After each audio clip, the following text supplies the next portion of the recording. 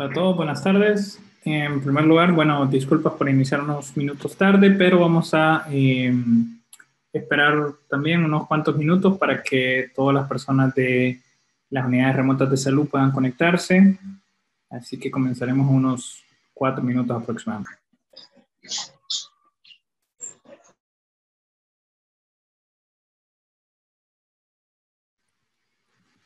Bueno, creo que ya podemos ir comenzando. En primer lugar, pues desearles buenas tardes. Muchas gracias por conectarse a la tercera capacitación del programa de capacitación continua o teleeducación por parte de Telesan, Telesalud, y también la Unidad Tecnológica en Salud de la Facultad de Ciencias Médicas de UNAM. El día de hoy, pues, tenemos un tema muy interesante, el examen físico neurológico, a quien tenemos como invitado especial al doctor Tito Barahona, quien es residente de cuarto año, o sea, de último año del posgrado de neurología de la Universidad Nacional Autónoma. Así que, bueno, le cedo la palabra a él para que podamos comenzar. Hola, buenas tardes. Pues es un placer estar aquí, ¿verdad?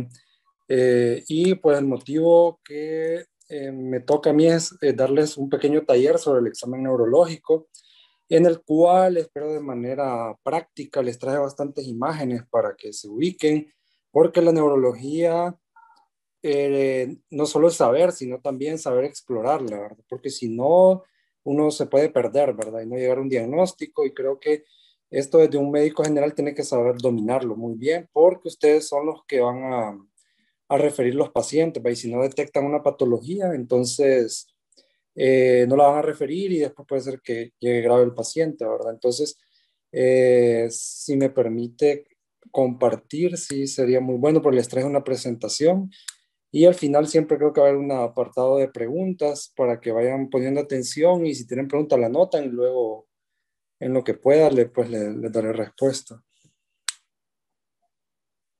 ¿Ya tiene el acceso para compartir pantalla, doctor? Ok, gracias.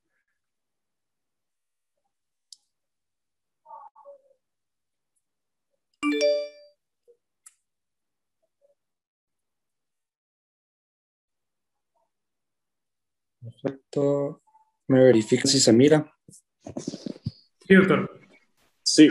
Ok, perfecto. Perfecto. Entonces vamos a dar inicio. Entonces, lo primero, antes de que podamos decir qué es un examen, cómo hacer un examen neurológico, es saber cuál es la función, ¿verdad? Entonces, de manera así sencilla, lo que les puedo decir es cómo que es focalizar, ¿verdad? Lesiones, ¿verdad? Algo bonito de la neurología y que puede diferenciar de otras especialidades es que si uno es un buen semiólogo, ¿verdad? Y adquiere una capacidad de hacer un buen examen neurológico, podemos tener la capacidad de, con solo la exploración, determinar a qué nivel, ya sea del cerebro, tallo cerebral, médula espinal, nervios o músculos, ¿verdad?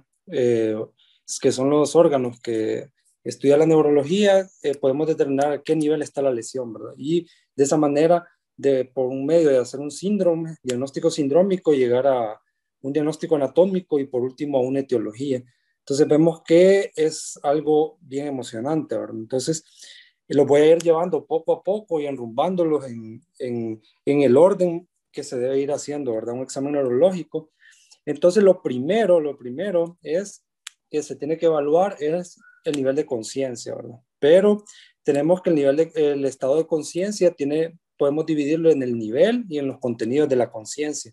La mayoría de las personas, ¿verdad? Médicos siempre dominan bastante esto a nivel de conciencia, porque ahí se utilizan escalas, por ejemplo, la escala de Glasgow, pero quiero recalcarles que no se debe olvidar de que deben de evaluar los contenidos de la conciencia, ¿verdad? Porque aquí estamos evaluando las funciones corticales superiores, ¿verdad?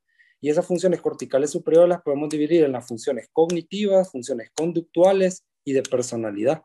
Entonces a veces no tienen que quedarse solo en decir tiene 15 de Glasgow o tiene 14 de Glasgow, no, sino que ir más allá, porque eso les va a permitir afinar, ¿verdad? Y poder llegar a una posibilidad diagnóstica más precisa. Entonces, en general, las funciones cognitivas, pues, la atención, el lenguaje, la memoria, la praxis, que es la capacidad de hacer como actividades cotidianas, diarias, ¿verdad? Por ejemplo, abotonarse la camisa, ¿verdad? Y el cálculo. Y las funciones conductuales, esto a veces muchos lo dejan como, no, esto es de psiquiatría, pero no, es parte del examen neurológico, en las funciones conductuales, porque muchos de los síndromes neurológicos tienen componentes conductuales y no quiere decir de que es una patología psiquiátrica, sino que puede ser una afección del cerebro que tiene una manifestación conductual. Entonces siempre hay que evaluarla. Entonces puede ser la percepción, cómo percibe la persona el ambiente, ¿verdad? Que ahí serían las alucinaciones, delirium, trastornos del sueño, ¿verdad? Entonces todo eso es muy importante evaluarlo, ¿verdad? Entonces aquí solo un pequeño repaso, el nivel de conciencia, entonces lo van a evaluar con la escala de Glasgow, ¿verdad? Que es la más utilizada. La escala de Glasgow es importante recalcar que tal vez no se la hayan usado como para patología de trauma, pero bien útil también en la clínica médica, porque nos permite ir viendo el pronóstico. Digamos, le llega un paciente que tenía 15 de Glasgow y 2 horas después lo evalúan y tiene 13, entonces pueden ir viendo ustedes de que hay una progresión hacia empeorar. En cambio, si tenía, digamos, 9 de Glasgow, 2 horas después lo evalúan y ya tiene 14, ustedes dicen va mejorando. Entonces, para eso nos sirve. Y lo que van a evaluar, pues, son la apertura ocular, verbal y motora. Entonces, aquí, esto al inicio, si les cuesta, lo que yo les recomiendo es que anden una tablita o que anden digamos, una tablita en su celular y cada vez que tengan un paciente, la miren, pues no es malo chepear ahí. A medida ustedes vayan haciéndole a todos los pacientes esta evaluación, se les va a quedar de memoria y lo van a hacer de manera natural. Puntaje máximo son 15 puntos y el puntaje mínimo son 3. Entonces no existe así como Glasgow 1 o 2, sino que es 3, ¿verdad? Ahí el puntaje mínimo y solo hacen la sumatoria, ¿verdad? Y el otro apartado, los contenidos de conciencia, pues es recalcarle que siempre tienen que incluirlo, ¿va? La parte conductual de las emociones, por ejemplo, describir, tiene tanto de Glasgow, pero por ejemplo, que tal que sea un paciente que venga con psicosis, ¿verdad? Y viene con ideas delirantes, ideas de paranoia, una depresión severa y que después haga psicosis, un ataque de pánico. Entonces todo eso lo tienen que describir también, porque eso les va a ayudar a hacer un diagnóstico neurológico o neuropsiquiátrico. Entonces lo primero, en cuanto a las funciones, siempre deben de evaluar, por ejemplo, la memoria. Pueden usar la regla de 3, como, por ejemplo, le dicen 3 palabras y 5 minutos después le dicen, repítame las 3 palabras que le dije hace 5 minutos, y la mayoría de las personas se van a acordar, ¿verdad?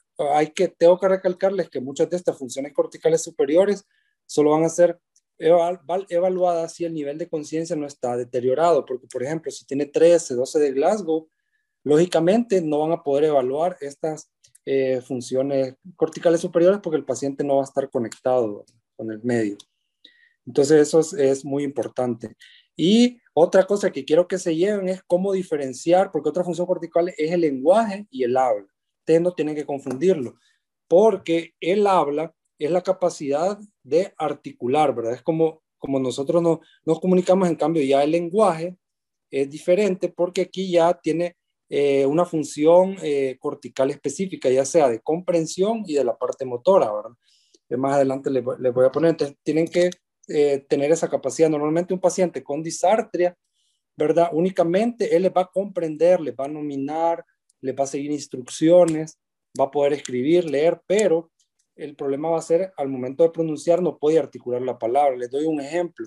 Me acuerdo que hace aproximadamente como 2 años me llegó una paciente referida de un centro de salud regional y lo mandaron como sospecha de un evento cerebrovascular. Motivo, decía, que tenía disartria, ¿verdad? Entonces, al evaluarlo, entonces lo empecé a revisar y tenía algo de 15, el lenguaje no estaba afectado y para no hacerlo largo, lo que tenía la paciente era una dislocación de mandíbula, ¿verdad? Entonces vemos que si un paciente, la articulación de la palabra se puede haber afectado no solamente por un problema en el sistema nervioso central, sino que todas las estructuras del cuerpo que estén involucradas en la articulación de las palabras, ¿verdad? Entonces, por ejemplo, esa paciente no podía movilizar la mandíbula, entonces lógicamente pronunciaba con mucha dificultad, ¿verdad? Entonces vemos que deben de revisar completamente al paciente para que no pase ese tipo de situaciones. Y la otra parte del lenguaje, lo que ustedes deben de evaluar es lo siguiente. La nominación, pues ahí ustedes les dicen al paciente, por ejemplo, diga casa y él repite, ¿verdad? Ustedes le pueden decir 3, 4 palabras y tiene que repetirlas. Es uno de los componentes del lenguaje. La otra es la comprensión, que él sea receptivo a lo que ustedes le están preguntando, que les entienda. Y la repetición es igual, ¿verdad? Que sea la capacidad de repetir las palabras, ¿verdad? Y y la dominación, que es que le muestre un objeto y él les va a decir qué objeto es. Y la otra apartado que tienen que evaluar también es la escritura, ¿verdad? Y la lectura. Todo eso, si está alterado uno de esos componentes, ustedes pueden decir que es afasia. De manera general, pueden decir ustedes que es una afasia motora si la persona habla sin problema, pero les comprende, pero no puede pronunciar las palabras, ¿verdad? En cambio, una afasia sensitiva o de Wernicke, ¿verdad? Eso lo que sucede es que ustedes le hablan, no comprende, pero sí empieza a hablar palabras, pero sin sentido a lo que ustedes les estaban preguntando al paciente. Y hay otras que son globales, que tienen como componente motor y sensitivo, son como las básicas, pero en general existen un montón de tipos de afasia, pero mínimo deben de dominar esos tres, ¿verdad? Ya después ya uno a medida ya va entendiendo más la función más específica de cada parte del cerebro, puede hacerlas más específicas, ¿verdad? Y entonces el primer apartado sería ese, evaluar las funciones corticales superiores, ¿va? Conciencia, pero recuerden siempre, nivel de conciencia y contenido de la conciencia, ¿va? Siempre y cuando el paciente tenga un nivel adecuado de conciencia para que les comprendan y puedan evaluarla, que es la mayoría de los pacientes que van a ver en un centro de salud, ¿verdad? Que les colaboran. Luego, ¿qué evalúan esto? Vienen los pares craneales actualmente ya no se utiliza tanto este término, ¿verdad? Pares craneales. Antes, incluso hay muchos libros que todavía salen así. Entonces siempre lo puse aquí, pero para recalcar eso, que digamos ahora se llaman nervios. Lógicamente vienen en pares, pero actualmente se dice nervios craneales y son 12, ¿verdad?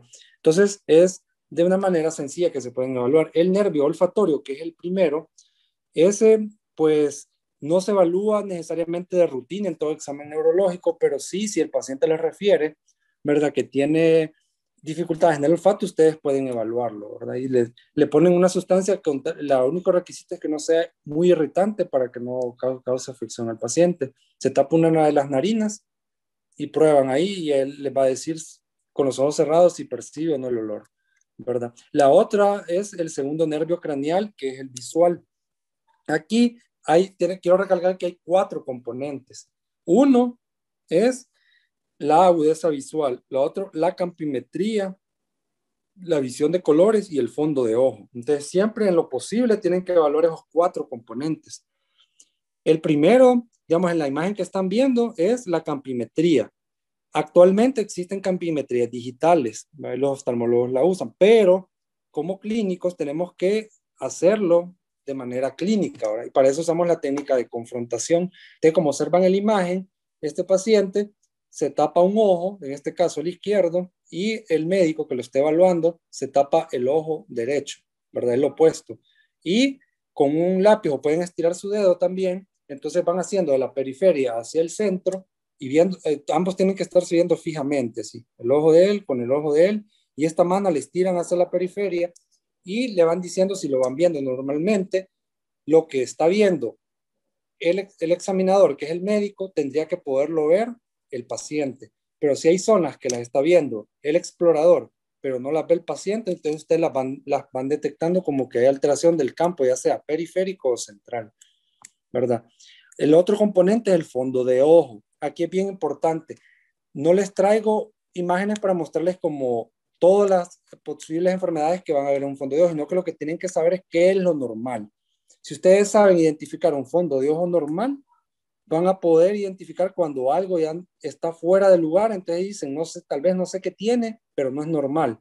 Y ahí ustedes ya lo pueden describir, lo que observan, y lo pueden referir al paciente, ¿verdad? Hay que recalcar aquí que unas alteraciones del fondo de ojos pueden ser por causa de enfermedades neurológicas propiamente dichas o solamente oftalmológicas. Entonces ustedes, lo que tienen que hacer, lo refieren ya sea a neurólogo o oftalmólogo que esté más cercano, y ahí el médico especialista lo revisa y determina si es oftalmológico o es neurológico.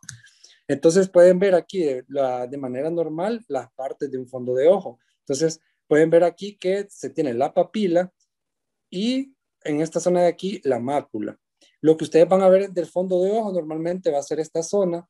La zona de la mácula solamente cuando ustedes le dicen al paciente que mire la luz que está viendo directamente el oftalmoscopio, pero esto normalmente es al inicio cuesta, más al ir adquiriendo experiencia. Y deben identificar, además del disco óptico, tienen que identificar las arterias y las vénulas. Las más gruesas, como ven aquí, son las vénulas, y las más delgadas, que es, incluso hasta brillantes, se miran en el fondo de ojo, son las arteriolas. ¿Por qué? Cosas que van a ver bien común en su servicio social o como su labor de médico general o más adelante como especialista va a ser, sin importar la especialidad, es pacientes con hipertensión arterial, diabetes mellitus. Entonces tienen que saber identificar las retinopatías diabéticas, retinopatías hipertensivas, y en pacientes con patología neurológica identificar un papiledema, ¿verdad? Que es la inflamación del disco óptico. Entonces aquí, el anterior, este es un fondo de ojo normal, obsérvenlo. Aquí pueden observar el disco óptico que está bien delimitado, y en medio pueden observar que salen las arteriolas y las vénulas sin ningún problema, ¿verdad? Pero ya en esta imagen ya pueden ver que aquí ya lo ven como abombado, como una montañita elevado. Y ven que está pálido. Si lo observan en este, se ve un poco rosado. Aquí ya lo observan pálido. Y ven que la excavación fisiológica está un poco más aumentada, y a medida va progresando se puede llegar a un punto que ya quede prácticamente atrófico. Observen aquí, quiere decir que aquí ya es un grado avanzado de papiledema. Entonces una de las cosas que son, en qué pacientes lo pueden observar es bien variado. Por ejemplo, pacientes con hipertensión endocraniana, ¿verdad? De cualquier índole, ¿verdad? Tumores, hidrocefalia, ¿verdad? Es bien variado. Y esto que es bien común, que lo van a ver, pacientes que llegan con crisis hipertensiva, le hacen fondo de ojo, con solo que ustedes detecten esto, ya pueden decir que no solamente es una urgencia hipertensiva, sino que ya es una emergencia hipertensiva, porque ya tiene un órgano de choque, que en este caso es la retina, ¿verdad? Entonces, pueden ver que se pueden identificar muchas cosas. Y este esquema únicamente es para los campos visuales, ¿verdad? Que tienen que evaluar, como les había mencionado anteriormente, la campimetría, ¿verdad? Tienen que evaluar el lado izquierdo, el lado derecho y el centro, ¿verdad? A medida que van moviendo y solicitándole al paciente. La imagen se me movió, tuve que haber ido antes. Eso en cuanto al segundo nervio craneal. Luego, los siguientes nervios craneales que van a evaluar de manera conjunta son el tercero, el cuarto y el sexto. ¿Por qué? Porque estos tres nervios son los encargados de inervar los músculos extraoculares, de los movimientos oculares, ¿verdad? El tercero es el llamado motor ocular común, el cuarto patético o troclear, y el sexto el motor ocular externo o abducen, ¿verdad? Entonces, aquí la manera de evaluarlo es con inspección y con la movilidad. Inspección es porque, por ejemplo, pueden detectar un estrabismo, una desviación de un ojo hacia la derecha, hacia la izquierda, que están convergentes o divergentes con solo verlo. Y a la motilidad, esto ya solamente le dicen al paciente, ¿verdad? Observe mi dedo y lo sigue. Mire para la izquierda, mire para la derecha. Entonces, cada uno de estos nervios craneales tiene una inervación. Por ejemplo, una técnica fácil para que se aprendan qué nervio craneal inerva cada músculo es que solo se aprendan dos. Por ejemplo, el sexto nervio craneal sirve para el movimiento lateral del ojo, la abducción hacia la lateral. Entonces, si ustedes ven que no puede abducir el ojo y se le queda aquí en medio y no lo puede llevar hacia afuera, entonces usted dice, está afectado el sexto nervio craneal, ¿no? Y la otra manera es el cuarto nervio craneal, que este solamente va, ¿cómo se llama? Inervar el músculo extraocular, que es el oblicuo superior, y lo que va a hacer es hacer el movimiento hacia abajo, ¿verdad? A pesar de que se diga superior, el movimiento hacia abajo, y el resto de los músculos extraoculares, el recto superior, el recto interno, ¿verdad? Y el oblicuo inferior, todos son inervados, el resto por el tercer nervio craneal, ¿verdad? De esa manera, y solo lo van describiendo. Creo que es bien fácil que ustedes identifiquen el sexto, porque ustedes dicen no lo puede llevar el ojo hacia la derecha, pero en cambio el cuarto puede costar un poco si ustedes no se saben esta maniobra. Se llama maniobra de de Bilshowski, ¿verdad? Entonces lo único que hacen es que, digamos, si ustedes ven al paciente con la cabeza vertical, van a ver que la mirada está normal, pero en cambio, si ustedes le giran la cabeza hacia la derecha o a la izquierda, ahí es donde pueden detectar la anomalía del cuarto nervio. Por ejemplo, si ustedes por ejemplo, en esta imagen hacia la izquierda, mira, gira la cabeza, es el lado sano, entonces miren los ojos, están centrales, normales. Pero si mira la cabeza hacia el lado alterado, ven que el ojo se tiende a ir hacia arriba, como ven en esta imagen. Aquí está central y aquí el ojo se va hacia arriba. Quiere decir que el lado de la lesión es del lado derecho, en este caso de esta paciente. Entonces esta maniobra es bien útil, ¿verdad? Ustedes siempre tienen que fijarse, no solamente ver los ojos y decirle muévalos, sino también, aparte de que mueva los ojos, ustedes le tienen que mover la cabeza. ¿Va? Póngala a la derecha, póngala a la izquierda. Y eso en cuanto a los movimientos oculares. El otro nervio que es muy importante es el nervio del trigémino. Les voy a recalcar varias cosas aquí. Los nervios craneales pueden tener tanto función motora, función sensitiva puramente, o pueden ser mixtos, que tengan tanto función motora como función sensitiva. Uno de los nervios craneales que tienen función mixta, que tienen tanto función sensitiva y motora, es el nervio trigémino, quinto nervio craneal. Entonces tienen que evaluar ambas. La sensibilidad, pues es bien fácil. Tiene 3 ramas, ¿verdad? Tienen la oftálmica, maxilar y mandibular. Entonces van con una, pueden agarrar, por ejemplo, pueden hablarlo con el dedo, con un poquito de papel higiénico que uno lo tiene a mano, o si tienen, pueden comprar un estesiómetro también, que es lo más moderno que uno puede usar. Le pasan por aquí y le dicen siente, y luego le dan al otro lado siente, y si él dice que es diferente, ahí ustedes pueden ir detectando eso, igual acá y la rama mandibular. Y otra situación que es bien común que les va a llegar son las neuralgias del trigémino. Entonces ustedes tienen que determinar qué es dolor. Cuando ustedes les pasen algo, incluso el dedo, así el pulpejo del dedo, se les desencadena una corriente eléctrica. Entonces ustedes cuando evalúen un paciente tienen que saber determinar y decir, ¿es una neuralgia del trigémino de la rama oftálmica, maxilar o mandibular, o de las 3, ¿verdad? Luego la parte motora es la masticación, ¿verdad? Entonces, un paciente, ¿cuáles son los músculos de la masticación? Pues son los maceteros, los temporales y los músculos pterigoideos. Entonces, ahí usted le van a decir como muerde, o le pregunten, ¿tiene problemas para morder o tiene mate?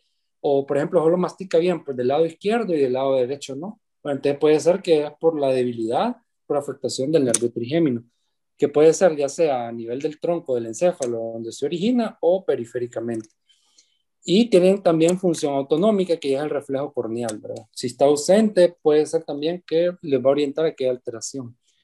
Luego, el séptimo nervio craneal es el facial. Esto es súper común, y por eso quiero que pongan atención aquí, porque es algo de lo que más se ve de neurología y en cualquier centro de salud que usted esté, por ejemplo, las parálisis faciales. Entonces, yo aquí, mi objetivo va a ser que en este taller ustedes se vayan con el concepto claro de cuándo es una parálisis facial periférica y una central, porque eso va a cambiar completamente el tratamiento y ver si lo van a referir o no al paciente, ¿verdad? Porque ya me han llegado pacientes que le dicen, va con un derrame y lo que tiene una parálisis periférica, o al revés, lo estuvieron tratando como una parálisis periférica en casa y resulta que sí era un problema central, ¿verdad? Ya sea un evento cerebrovascular, un tumor o alguna otra etiología que pueda dar eso. Entonces, el facial tiene la función motora y sensitiva. Entonces, la motora es la que les va a permitir diferenciar eso, los movimientos de la mímica facial.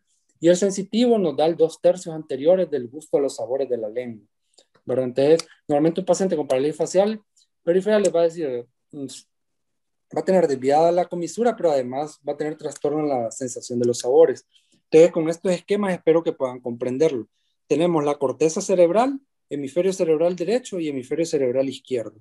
Entonces vemos que tira axones, ¿verdad? Que van a venir a los núcleos en el tallo cerebral, donde el núcleo motor del nervio facial, ¿verdad? Que se encuentra en el puente, y de aquí va a mandar inervación a los músculos de la cara, ¿verdad? De la mímica facial. Este esquema es de una persona normal, pero ya en el de una persona que ya está con una lesión, entonces va a venirle con una desviación de la comisura, como ven aquí. Pero si yo les pregunto ahorita, este paciente es central o es periférico? El A. El B, ¿es central o es periférico? Y el C, ¿es central o es periférico? De ahí está la clave, porque si no, no se puede diferenciar.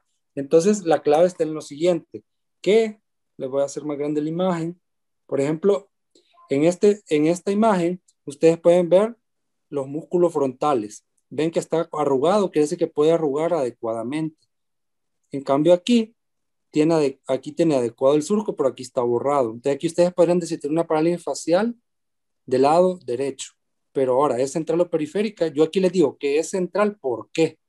Porque en la central, en la corteza cerebral, tiene una representación, por ejemplo, el lado derecho, por ejemplo, en este caso, el lado derecho del cerebro manda fibras tanto al lado izquierdo como al lado derecho de la región frontal, inerva. Entonces, a pesar que se me lesione aquí una estructura, va a tener compensación el lado opuesto. En cambio, en una periférica no. En la periférica siempre va a haber afectación de toda la hemicara. Entonces, esa es la clave. Miren aquí. Aquí tiene la parálisis facial en el surco nasogeniano, pero acá en la frente, aquí no ven ninguna arruga y aquí sí ven arruguitas. Entonces, quiere decir que aquí en toda la hemicara, todo el lado derecho, hay una parálisis facial periférica, ¿verdad? Porque se afectó toda. No hay compensación de la inervación bilateral que sí tiene la inervación central. Miren aquí, tiene las arruguitas del lado derecho y el izquierdo, solo está afectado aquí, la parte inferior del surco nasogeniano. Entonces, esta es una central y esta es una periférica. Entonces, les voy a hacer la siguiente pregunta, solo contéstenla en la mente de ustedes. Esta paciente que les estoy mostrando, ¿es una parálisis facial central o es periférica? Contéstenla en su mente y les voy a dar 3 segundos para que lo piensen. Después yo les voy a dar la respuesta. Entonces, observen aquí. Esta es la parálisis. ¿Es central o es periférica? Periférica. Correcto, periférica. Entonces, ¿por qué? Les vuelvo a repasar porque es importante. Miren aquí, tiene arruguitas. Aquí arriba no tiene lisito, ¿verdad? Y acá, surco nasogeniano borrado y aquí está súper marcado. Entonces, miren, se le va toda la hemicara del lado derecho. Está borrado o lisito, por decirlo así. Hay un detalle también, que hay parálisis faciales que tienen varios grados, ¿verdad? Grado 1, 2, 3, 4. Entonces hay unos que a veces ustedes le pueden ver un poquito de arruguita aquí, pero la clave que les va a orientar también es decirle al paciente, cierre los ojos con fuerza. Y ustedes, si me pueden observar, le dicen, cierren los ojos con fuerza y ustedes le intentan abrir el ojo. En un paciente que tiene bien aquí los músculos, no van a poderle abrir en ningún momento, pero en esos otros pacientes se les abre y lo que va a suceder es que el ojo se va a elevar hacia arriba y se va a ver blanquito, solo se va a ver la conjuntiva vulvar. Entonces eso se le llama signo de Bell. Por eso es el otro nombre que a veces se le da, parálisis facial periférica o de Bell por el signo de Bell, que no todos los pacientes lo tienen, pero si ustedes lo encuentran, les apoya también, ¿verdad? Eso es importante. Algo que quiero recalcarles antes de pasar al otro nervio es que es cierto que la mayoría de las parálisis faciales periféricas son benignas, pero hay algunas excepciones. Por ejemplo, hay algunos tumores, por ejemplo, de nivel de puente, por ejemplo, como el núcleo del nervio facial se origina en el tallo cerebral, se puede afectar y para eso tienen que hacer un examen neurológico completo. Si a ustedes les llega una parálisis así, no van a decir verlo y decirle es periférico y váyase. No, váyate. Hola, hola. Disculpen, se cortó la conexión. Sí, disculpen. Ahora sí está bien. Me voy a proyectar nuevamente. Me quedé por la parálisis periférica, me dicen, pero por ahí. Correcto, parálisis de Bell. Sí. A ver, vamos a proyectar ahí. Creo que se fue un momento el internet. Verifíqueme si se mira. A ver. Sí, se ve. Sí se mira. Ok, ¿a dónde está? Aquí, ¿verdad? Ok, entonces aquí, ¿verdad? Entonces, estábamos en el ejercicio, ¿verdad? De que si es parálisis facial central o periférica, y les mencionaba de que a pesar de que les llegue un paciente con una parálisis facial periférica, tienen que siempre terminar de hacer todo el examen neurológico, porque si no, puede pasar de que tenga otro hallazgo del examen neurológico, digamos, tiene parálisis periférica y tiene afectación de otro nervio craneal o afectación de la fuerza, la sensibilidad, eso no es normal. Entonces probablemente puede ser una lesión intracraneal, ¿verdad? Y ahí sí se tiene que referir. Entonces no toda parálisis periférica es benigna. Eso quiero que se lleven, ¿verdad? No toda parálisis facial periférica es benigna. Ya tenemos así pacientes que tienen parálisis facial periférica y tienen un tumor, un síndrome de Guillain-Barré, ¿verdad? Una hemorragia, hay muchas causas. Entonces, pero si ustedes ven una parálisis periférica y el resto del examen neurológico está normal, entonces ustedes dicen, ya está, se calman y ya le dan el tratamiento como se debe, ¿verdad? Sin ningún miedo. Y luego el nervio auditivo y vestibular, pues aquí solamente si le refiere al paciente que hubo una alteración auditiva, ustedes lo evalúan o si dice tengo vértigo. Entonces, algo que sí les quiero recalcar aquí es la prueba de Romberg. La mayoría de médicos internos que yo les pregunto en el hospital, les pregunto, ¿para qué sirve? Y solo me dicen, para evaluar cerebelo. La respuesta es no, no sirve para eso. Más bien, si tiene Romberg positivo, más bien dejen de pensar en cerebelo. ¿Verdad? La función de Romberg son para dos cosas principales, para ver función vestibular y para ver función propioceptiva, de ver si sabe dónde está ubicado en el espacio el cuerpo, ¿verdad? O sea, problemas de médula espinal. Entonces vemos que nada que ver con cerebelo. Entonces, más adelante, cuando miremos cerebelo, ahí lo voy a correlacionar. Solo quiero que se acuerden ahorita, Romberg no es para cerebelo. Y las pruebas que son, hay muchas pruebas para evaluar sistema vestibular. La clave es ver si es central o periférico. Entonces, pruebas que les van a servir y que les indican que es periférico y que son fáciles de hacer en el consultorio son la de marcha sobre el sitio. Quiere decir que en el mismo lugar le van a decir al paciente que empiece a marchar sin moverse, así como ven en la imagen, que levanta como flexiona la pierna hasta la altura de la cadera y la levanta y está en el mismo lugar alternando pie derecho, izquierdo, con los ojos cerrados.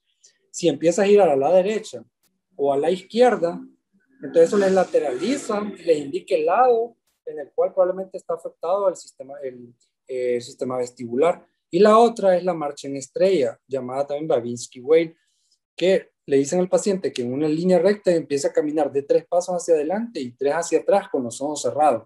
Lo normal es que se mantenga en el mismo eje, pero si el paciente empieza, en vez de hacer esto, empieza a irse más a la derecha, así como ven aquí, como en zigzag, entonces eso quiere decir que les está lateralizando y ojo, no es normal. Entonces les puede indicar más o menos el lado y así uno se puede apoyar con un otorrino, dice es periférico, ya sería manejo.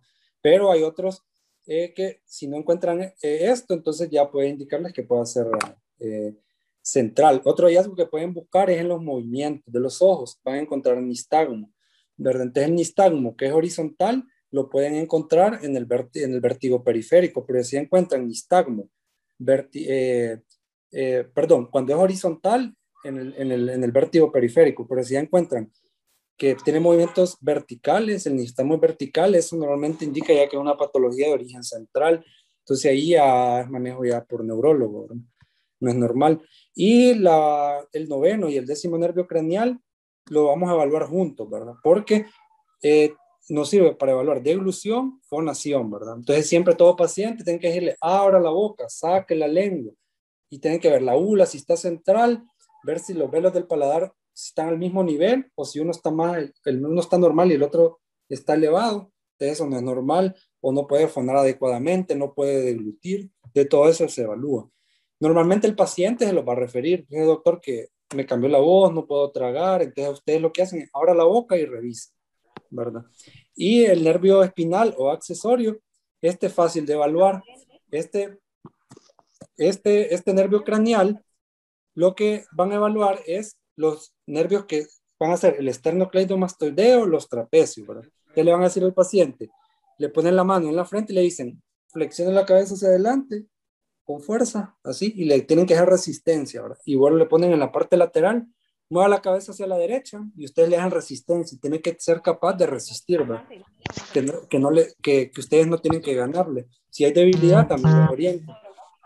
Y el último nervio craneal es el hipogloso, ¿verdad? Aquí la lengua. Entonces, el paciente cuando le dicen, abra la boca, le dicen, saque la lengua. Entonces, tienen que ver que no se desvíe a la derecha o hacia la izquierda. Lo normal es que salga central y tienen que evaluar que no haya atrofia, ¿verdad? Ahí que tenga buena textura, porque eso nos puede orientar a algo que no es normal, ¿verdad? Entonces, todo lo anterior se los di de manera resumida, es prácticamente la exploración de los nervios craneales, ¿verdad? Es que le da miedo también, ¿no? Creo que no. Hay un sonido de fondo ahí, creo que hay personas con micrófono abierto.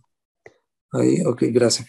Entonces, eso es los nervios craneales. Luego, algo que en orden, después ustedes lo que van a hablar es la fuerza, sistema motor, ¿verdad? Entonces aquí lo que ustedes van a hablar son 3 aspectos. La fuerza es importante, pero no solo se queden con eso, sino que también tienen que ver el tono, ¿verdad? Y la masa, a ver si no hay atrofia, ¿verdad? Ver de manera simétrica. Por ejemplo, ven, el brazo derecho dicen, tiene un buen tono, tiene un buen grosor y acá está todo atrófico, más fino, entonces no es normal, lo van evaluando. Y la fuerza pues es contra resistencia. Ahí se puede usar una escala que se llama la escala de Oxford, que le da un puntaje de 0 hasta 5. A 5 es lo más fuerte y 0 es que está pléjico, ¿verdad? No tiene nada de fuerza. Que eso si no se la saben, solo la buscan en la tablita en internet y la andan en el celular y ahí a medida la van utilizando, ya la van a hacer de memoria. Y eso se va consignando, ¿verdad? Digamos, si hacen una referencia o algo y ponen 3 de 5 de fuerza o 2 de 5 de fuerza, ¿verdad? Eso es muy importante. Y escribir, ¿va? La atrofia o no. ¿Cómo van a determinar la debilidad? Es bien fácil determinar si un paciente está débil cuando la debilidad es bien marcada. Digamos, le dice el paciente, no muevo nada del lado derecho del cuerpo. Está fácil, pues ponen tapléjico. O lo ponen y tienen, digamos, una debilidad de 3, de 5, pero digamos un paciente que tiene 4, de 5 de fuerza, una debilidad bien sutil, entonces aquí hay ciertas maniobras que les pueden servir, ¿verdad? Entonces siempre un paciente, por ejemplo, se maneja, por ejemplo, en la evaluación de pacientes con ictus, ¿verdad? Entonces, cosas que les van a orientar es, digamos, les dicen al paciente, pongan las manos hacia adelante, las estiran y las ponen de manera simétrica. Y le dicen, cierren los ojos. Lo normal es que mantengan las manos así. Pero en un paciente que tiene debilidad, un ictus, va a empezar a girarla, le empieza a bajar, y es debilidad, y probablemente esa debilidad la van a notar haciendo esas maniobras. Igual pueden usar la maniobra de Mingasini-Barré, ¿verdad? Ponen al paciente, ya sea boca abajo o boca arriba, le ponen los pies de manera simétrica, y si hay uno débil, va a empezarse a caer, y el otro queda levantado. Por ejemplo, en los dos están ahí. Al pasar, digamos, 20 segundos, 30 segundos, uno empieza a caer y el otro queda arriba. Entonces son maneras de que pueden detectar debilidades que son sutiles, ¿verdad? Y la otro apartado, después de fuerza muscular, los reflejos, es muy importante. Aquí, pues, lo primero es tener un martillo reflejo, ¿verdad? Entonces, si no lo tienen, les digo que lo compren, ¿verdad? Hay barato, ¿verdad? No necesariamente que se compren uno caro. Y la manera de que lo vayan haciendo de manera sencilla es que saquen a todos los pacientes reflejos hasta que agarren la agilidad, ¿verdad? No es de agarrar el martillo y darle con fuerte, como que fuera el chipote chillón, ¿verdad? Fuerte no, ¿verdad? Sino que lo agarran con delicadeza y lo dejan caer con el peso del martillo sobre el tendón, ¿verdad? Que caiga con el peso del mismo martillo. No es que van a agarrar con la mano y le van a dar, si no, no les va a salir. Entonces, ¿qué reflejos los que van en miembros superiores tienen que sacar? Miren las maneras que pueden sacarlo. Agarran el brazo, queda colgando y le dan tricipital, aquí el bicipital y aquí el estilo radial, ¿verdad? Y ahí le van a salir. Y lo normal es que sea 2 cruces. Si sale poco, le ponen una cruz, y si no sale, 0, ¿verdad? Y si sale exaltado, pueden usar 3 cruces o hasta 4, ¿verdad? Que es un clonus. ¿Y para qué les sirven? ¿Recuerdan lo que les iba mencionando? ¿Para qué sirve? O la función del examen neurológico es para focalizar una lesión. Entonces, no solamente la evaluación de nervios craneales y la fuerza les van a permitir determinar dónde está una lesión, también los reflejos. Por ejemplo, si ustedes evalúan reflejos y están abolidos, por ejemplo, los bicipitales pueden decir, hay una lesión cervical, si están abolidos los rotulianos, una lesión lumbar, L3, L4, los aquilios no salen, puede ser una lesión S1. Lógicamente va a ir acompañado de otros hallazgos en el examen neurológico, les puede decir un dolor radicular, ¿verdad? Debilidad en una pierna o un brazo, siempre lleva algo más asociado. Pero lo que les pongo eso es para que siempre recuerden que el examen neurológico, todos los componentes son para focalizar lesiones, incluyendo los reflejos, ¿va? Todo lo que les voy mencionando. Y otros signos patológicos que son bien específicos y que los van a hallar son los que les permiten evaluar, por ejemplo, la vía piramidal. Entonces, la respuesta plantar siempre tienen que hacerla, ¿verdad? Entonces ponen al paciente y en la zona lateral aquí es una agujita fina, pero ustedes incluso la pueden hacer con la uña del dedo, así, después se la lavan la mano, no hay problema, y la pasan por la orilla. La respuesta normal es que haga esto, flexión, ¿verdad? Flexión. Pero si ustedes le pasan ahí el estímulo y hace como abanico, que estira el primer dedo o el gordito y estiran estos otros dedos así, como en abanico, eso se llama respuesta plantar extensora, extendió, o signo de Babinski positivo. Eso que les indica que la vía piramidal está excitada, ya sea a cualquier nivel, en el cerebro, en el tallo cerebral, en la médula espinal, a cualquiera de esos niveles, pero encontraron ese hallazgo y es importante, hay que consignarlo, ¿verdad? Y otro hallazgo que es muy importante son los signos frontales, ¿verdad? Entonces, esos signos frontales, normalmente ustedes lo que van a hacer es, por ejemplo, si me observan aquí en la pantalla, en la imagen, que creo que no les puse foto, y me disculpan, por ejemplo, aquí en la palma, ¿verdad? En la palma con un dedo lo estimulan y ustedes se tienen que fijar en el mentón. Entonces, si le hacen el estímulo acá y empieza como a temblar aquí, ¿verdad? Entonces, pero se llama palmo mentoniano. Estimulan aquí y empieza a moverse. Es un signo positivo de frontalización. Chupeteo, ¿verdad? Que le ponen un estímulo aquí y empieza a chupetear, así, o de búsqueda. Empiezan a tocar el borde del canto de la boca aquí y empieza a buscarlo así. Todo eso son hallazgos de signos de frontalización y se tienen que consignar también porque eso les puede indicar que hay liberación frontal. Normalmente los pacientes también tienen, ¿se acuerdan que les dije que la conciencia no solo es nivel de conciencia? Puede tener 15, pero puede estar alterada la conducta, o sea, el contenido, que el contenido tiene 3 componentes, ¿verdad? Cognición, conducta y la parte de personalidad. Entonces, ahí en ese caso estaría afectada la parte conductual, ¿verdad? Por un síndrome frontal. Entonces vemos que es bien importante hacer toda esa evaluación. Y ya pasamos como la parte motora, ¿verdad? Reflejos y eso. Pero algo que es importante es no solamente la acción que hacemos, ¿verdad? Sino lo que percibimos también. Entonces, ¿cómo percibimos? Por medio de la sensibilidad. Entonces, quiero que se lleven esto. Hay 3 tipos de sensibilidad: superficial, profunda y la cortical, que ya es como la más fina del cerebro, ¿verdad? Que ya les permite discriminar a ustedes. De la superficial sería, ¿qué? Calor, temperatura, ¿verdad? Entonces le pasan un estímulo y tienen que dejarlo simétrico. Si evalúan el lado derecho aquí, luego el lado izquierdo y le dicen, ¿siente igual un lado o la cara? Aquí, ¿sienten igual o no? Y la profunda, aquí sí necesitarían un diapasón para poderla evaluar, por ejemplo, porque la profunda tiene 3 componentes. Está la vibración y también está el tacto fino, ¿verdad? Y está la propiocepción. Entonces aquí es lo que quiero que recuerden. ¿Se acuerdan la prueba de Romberg que les mencioné? La prueba de Romberg les sirve para evaluar trastornos vestibulares, pero también trastornos de sensibilidad propioceptivo, que sería esta, ¿verdad? Por eso les dije que les iba a explicar más adelante porque quería que llegaran aquí.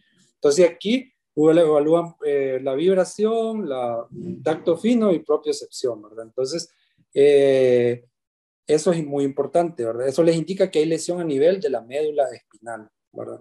Y luego la otra es las pruebas, la sensibilidad cortical, o sea que ya en la corteza cerebral. Entonces, esto es cuando al paciente ustedes, por ejemplo, le agarran la mano y le empiezan a dibujar, bueno, cualquier parte del cuerpo, le dibujan un círculo, por ejemplo, y él con los ojos cerrados. Entonces, ustedes le dicen, ¿qué estoy dibujando? Entonces le va a decir un círculo. Si hay una afectación cortical, no va a saber, solo va a decir, no, solo siento que me toca, pero no sé qué me está dibujando. ¿Verdad? Entonces, pero le permite discriminar, ¿verdad? Entonces ya son funciones corticales del cerebro, ¿verdad? Entonces, todo eso es un examen neurológico fino, ¿verdad? Y así como los reflejos, la sensibilidad permite focalizar. Si ustedes determinan en qué dermatoma de la sensibilidad está alterada, ustedes pueden determinar a qué nivel de la lesión de la médula espinal puede haber una lesión, ¿verdad? Y ya llegamos a la parte ahora de coordinación. Aquí principalmente quiero que piensen en cerebelo. Entonces aquí les voy a explicar, ¿se acuerdan la prueba de Romberg, verdad? Entonces, pero primero quiero que sepan evaluar cerebelo. Y esto es súper, súper importante, ¿verdad? ¿Aló? ¿Me escuchan? Sí, doctor, lo Sí, se le escuchamos. escucha muy bien. Perfecto. Continúe. Sí, quería verificar porque a veces se va el internet. Gracias. Entonces, esto es importante. Aquí vamos a integrar varias cosas. Cerebelo. ¿verdad? Entonces, el cerebelo tiene varias funciones. Tiene funciones de coordinación, como dice el nombre, pero hay coordinación central de tronco para poder caminar y hay coordinación fina, que es de las extremidades. Entonces, hay maniobras para evaluar cada una de ellas. Una de ellas, ¿por qué? Porque tiene tres componentes, ¿va? Los hemisferios cerebelosos y el vértex, si se acuerdan de anatomía. Entonces, si ustedes evalúan, vamos a evaluar primero los hemisferios del cerebelo. Se evalúa por partes. Entonces, si ustedes quieren evaluar si los hemisferios del cerebelo están normales, van a utilizar estas pruebas: dedo, nariz, talón, rodilla, ¿verdad? Dedo, dedo. Entonces es fácil. Si observan aquí esta imagen, digamos que esta mano de aquí, aquí digamos está el dedo del examinador y esta es la mano del que está explorando. Entonces usted le dicen, toques la nariz y luego toca mi dedo. Tóquese la nariz, luego toca mi dedo. Entonces si me miran en la imagen, nomás está el dedo del explorador y aquí está el paciente. Entonces le dicen, esto, así. Entonces miren, yo lo hago perfectamente. Si luego cambie de mano, lo mismo. Entonces les indica, ¿qué les dice eso? Que los hemisferios del cerebelo están funcionando perfecto. ¿Va? Miren, ahí no fallo, hasta con los ojos cerrados lo puedo hacer. ¿va? Ahí. Entonces, eso es una manera. La otra es los miembros inferiores, talón, rodilla. Le dicen que con una pierna se toque el talón o la rodilla y que lo arrastre y llegue hasta el talón de manera coordinada. Ahí no les puse imagen, pero sí pone el pie en la rodilla y luego el talón lo desliza y así. Es parecido acá, nada más que lo hacen con el pie, ¿verdad? Entonces eso les dice, está muy bien. La otra función es la diadococinesia, es la capacidad de realizar movimientos alternantes opuestos. O sea, la coordinación no solo es para hacer movimientos hacia la periferia, sino hacer movimientos internos del cuerpo. Entonces yo puedo hacer esto, miren, coordino así, sin problema, giro, miren, al mismo tiempo ustedes le dicen, gire, así, boca, como que supine, prone, supine, así. Lo puedo coordinar hasta con los ojos cerrados, ¿verdad? Así. Entonces eso también les evalúa hemisferios cerebrales. Y ya, si ustedes paran al paciente y miran que se tambalea para la derecha, se va para la izquierda, está como con ataxia, ¿verdad? Que va caminando y se va tambaleando. Entonces, ahí la alteración ya es a nivel del vértex del cerebelo. Entonces, aquí es donde no tienen que confundirse con la prueba de Romberg, que dicen, lo paran, le dicen, póngase recto, cierre los ojos y se va a la derecha o a la izquierda. Entonces dicen, no, es un problema del cerebelo. Y no, sino que más bien ahí es un problema ya vestibular o de médula espinal, ¿verdad? Entonces, ya el cerebelo no, va a afectarse incluso con los ojos abiertos. En cambio, el paciente con vértigo, con los ojos abiertos, no va a tener problema ni de médula, ¿verdad? Entonces, aquí está la imagen, ¿verdad? La prueba de Romberg, les decía. Ustedes paran al paciente, está con los ojos abiertos y le dicen, camina y se va tambaleando. De ahí ustedes dicen, tiene ataxia, es un problema en el cerebelo. Pero si ustedes lo ponen a caminar y él camina normal, lo paran y está normal y después le dicen, pongan los pies firmes y cierra los ojos y cuando cierra los ojos se inestabiliza, se va a la derecha, a la izquierda, para atrás, para adelante. De ahí ustedes pueden decir que ahí sí puede haber un problema vestibular, ¿verdad? No tanto de cerebelo, ¿verdad? Eso.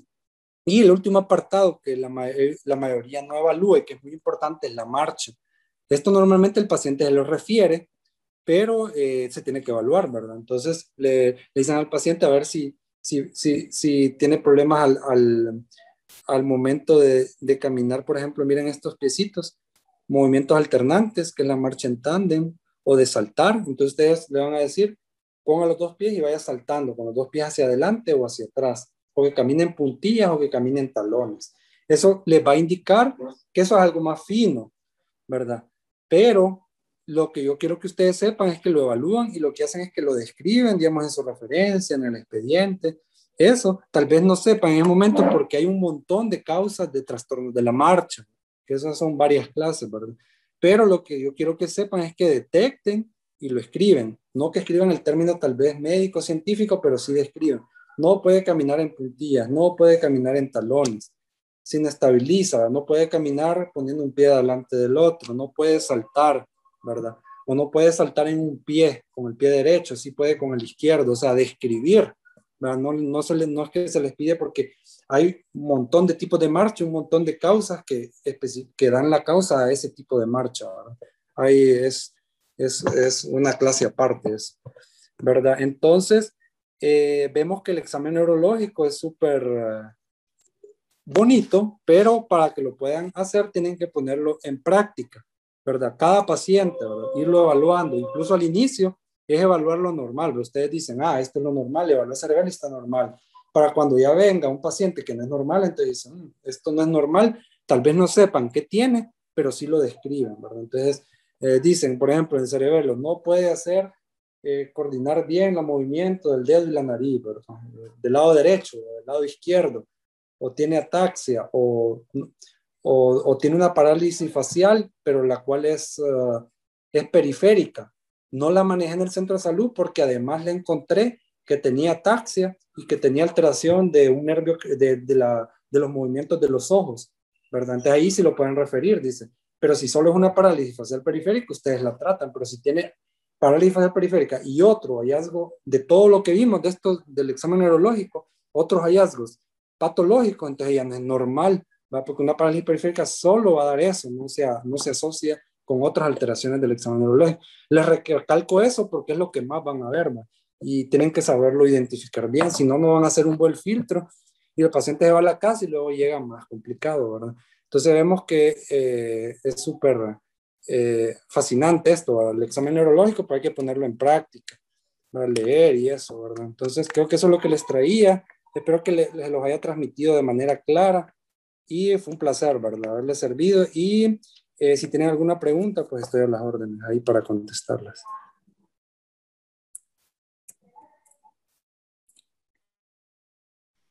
Muchas gracias, doctor Barahona.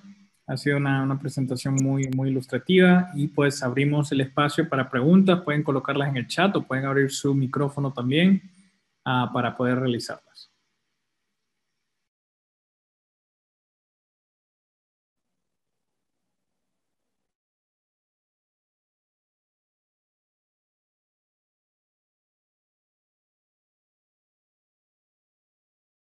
Buenas tardes, doctor. Soy la doctora Sandoval, médico general de la Mosquiti. Vemos bastante parálisis de Bell aquí en la consulta general. Y bueno, espero no se me haya pasado algo importante. Nunca se tiene el tiempo suficiente para evaluar neurológico completo en todos los pacientes. Y otra de las cosas, vemos mucha lumbalgia. Yo quisiera que usted nos diera algunos tips para que no se nos vayan cosas importantes con las lumbalgias, porque no tenemos mucho aquí cómo diagnosticar si hay hernias o qué de ese tipo.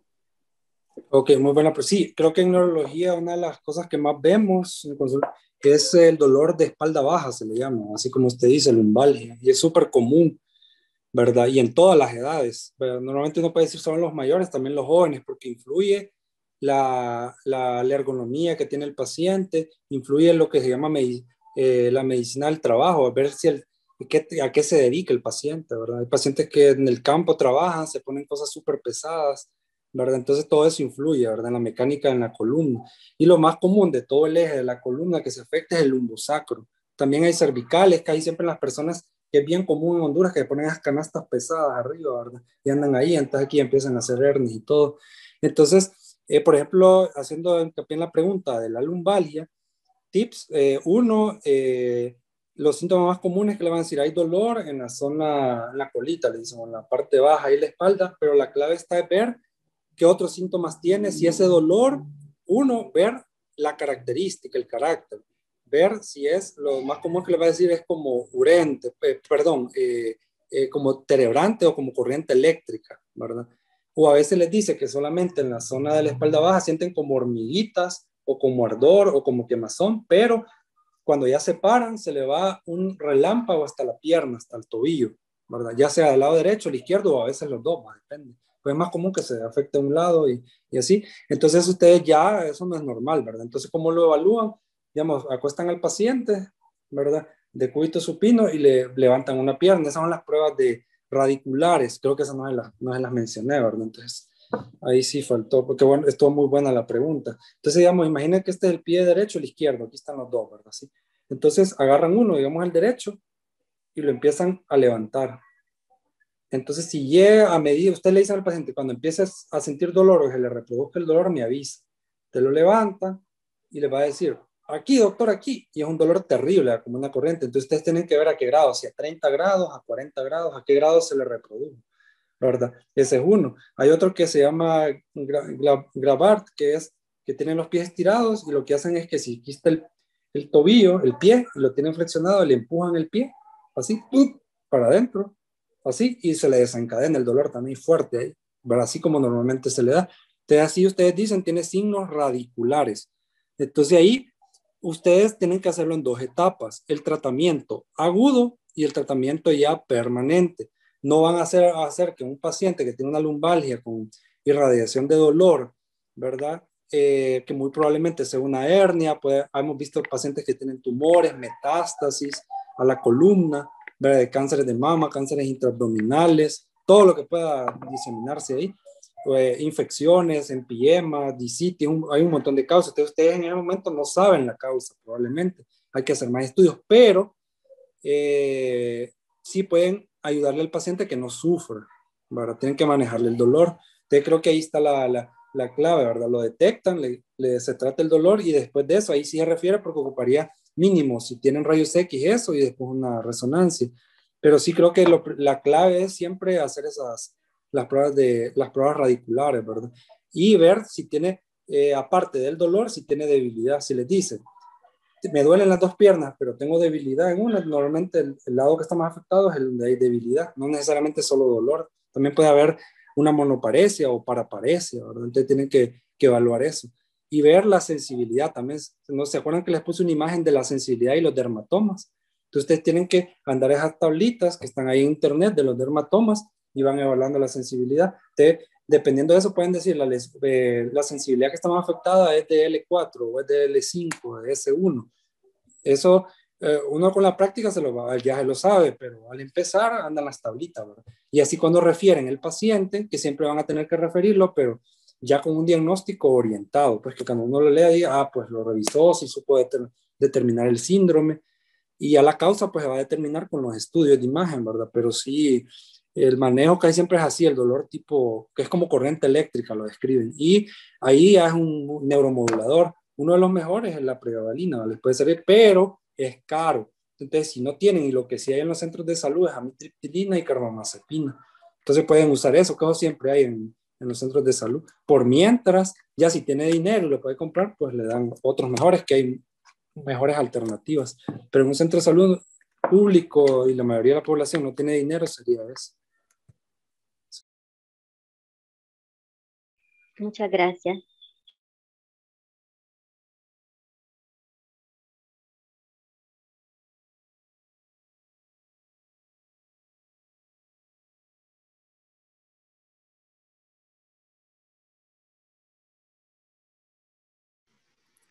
Si alguien más tiene alguna pregunta o algún comentario que quieran hacerle al doctor, ese es el momento.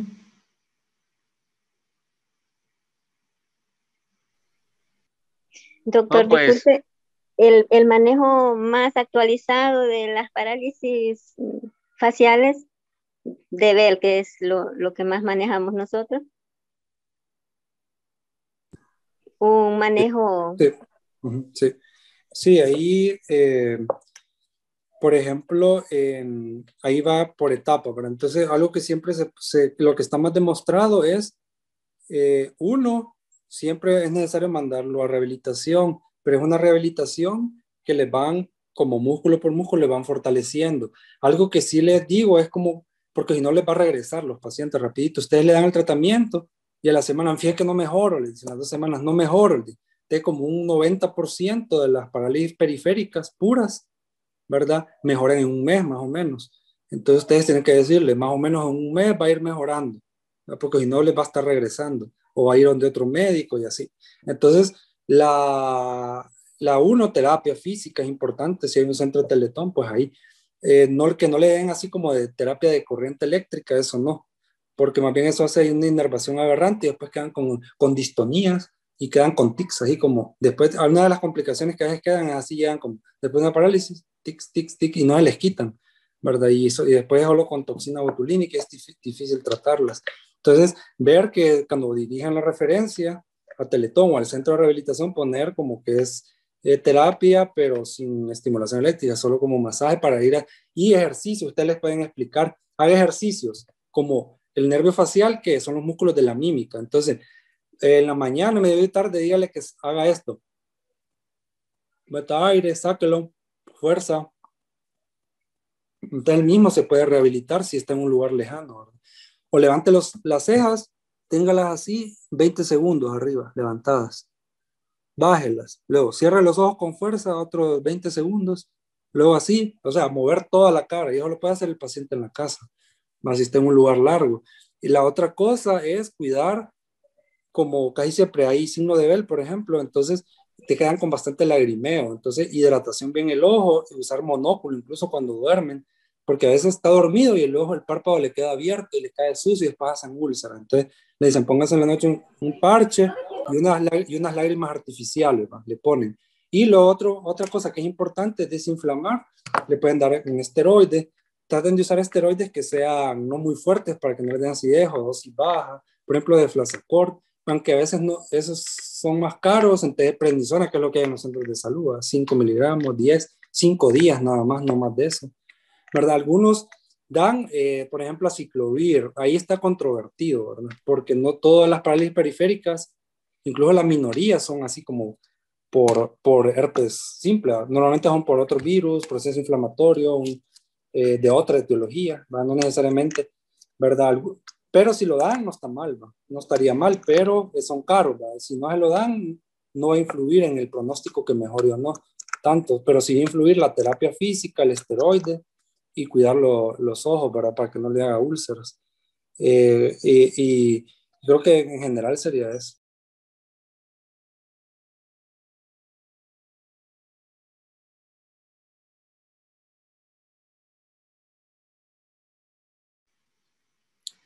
Ok, ¿alguien más que tenga una pregunta más o un comentario?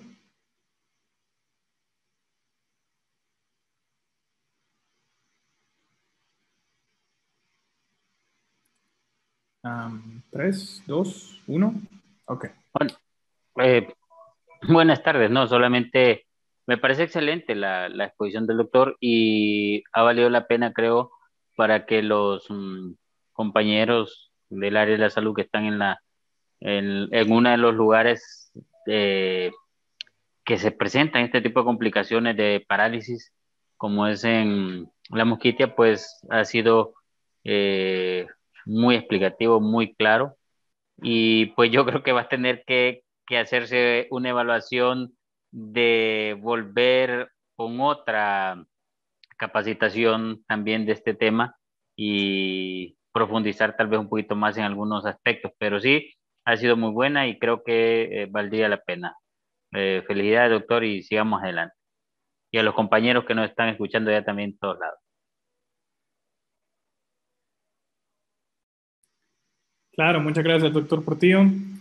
Bueno, una vez más agradecerle a su tiempo, doctor Barahona. Todos creo que quedamos muy contentos con la presentación.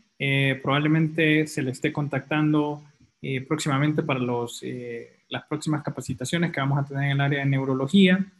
Y pues muchas gracias también a los participantes. Los esperamos el próximo viernes para la próxima capacitación. Así que buenas tardes. Buenas tardes, fue un placer. Cuídense. Gracias. Buenas tardes, muchas gracias. Gracias, muy amables.